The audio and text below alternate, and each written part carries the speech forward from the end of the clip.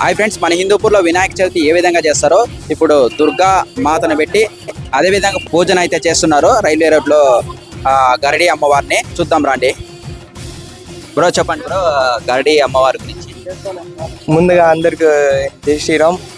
మన పండగని మనమే పాటి, ఇంకా మన సనాతన ధర్మం అంటేనే మనకి పండుగలు పూజలతో మనము ఫస్ట్ స్టార్ట్ చేస్తాం. ఏ కార్యం చేయాలన్నా ఫస్ట్ మనము పూజతోనే స్టార్ట్ చేస్తాము.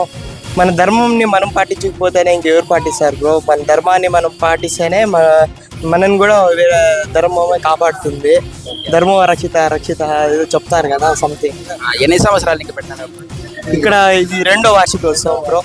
అలాగే మన హిందూ సాంప్రదాయాలు పాటించాలని తల్లిదండ్రులకు చెప్తున్నాము. ఎక్కడ దేవస్థానానికి పోయినా మన హిందూ సాంప్రదాయాలు పాటించాలి. మంచి దుస్తులు ధరించాలి. అమ్మాయిలు బొట్టు కంపల్సరిగా పెట్టుకోవాలి. మంచి దుస్తులు ధరించాలి. పంజాబీ డ్రెస్సు ఇలాంటివన్నీ చెత్త డ్రెస్సులు వేయకూడదు. అలాగే తల్లిదండ్రులకి చెప్పడం ఏమంటే, తల్లిదండ్రులు అమ్మాయిలను క్రమశిక్షణగా పెంచాలి.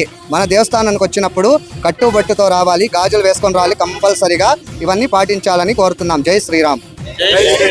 జై దుర్గా మాతా కి జై. దుర్గా మాతా కి జై. గరుడే.